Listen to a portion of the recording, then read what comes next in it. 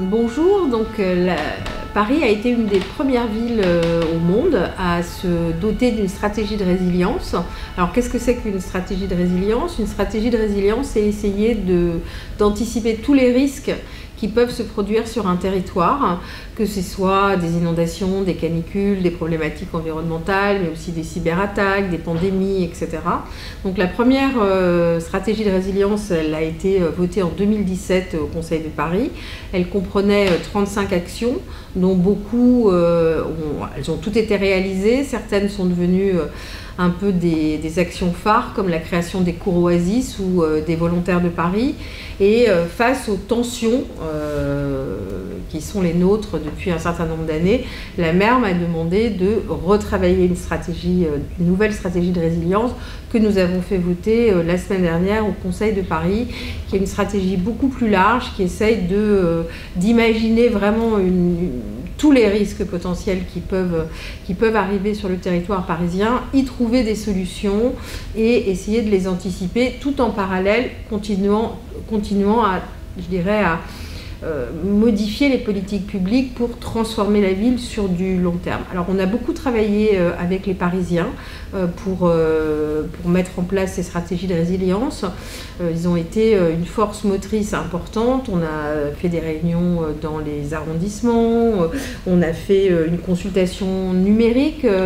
pour les Parisiens, on a également fait un hackathon, on a fait un défi résilience, et puis on a fait un exercice de crise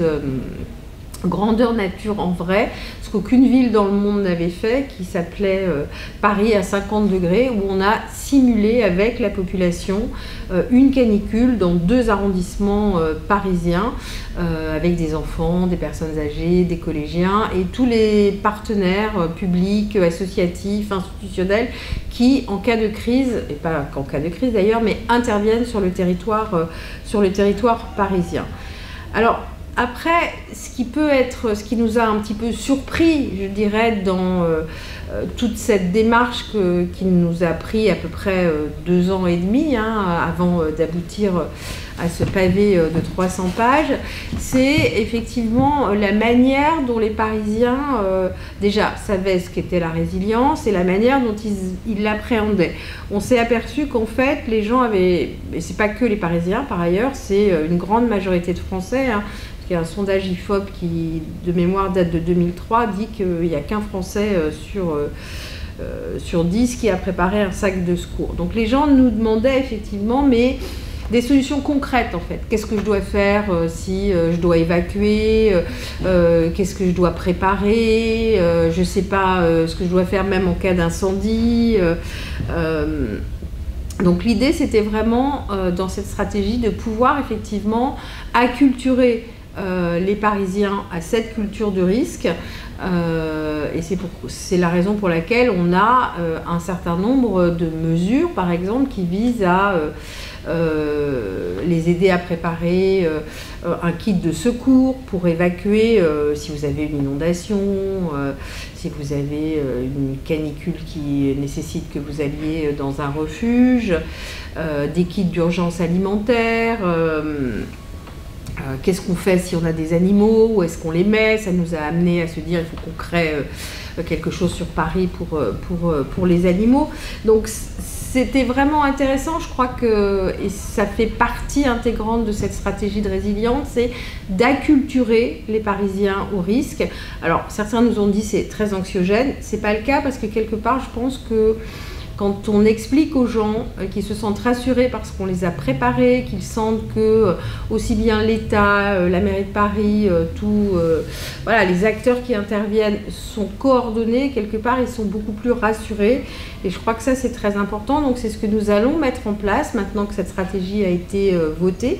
notamment avec un certain nombre de mesures, comme par exemple avec la brigade des sapeurs-pompiers, la création d'un campus de la résilience où les Parisiens pourront venir se former aux gestes de premier secours, voir de manière ludique qu'est-ce qui se passe quand on a une maison inondée ou qui commence à être inondée. On va également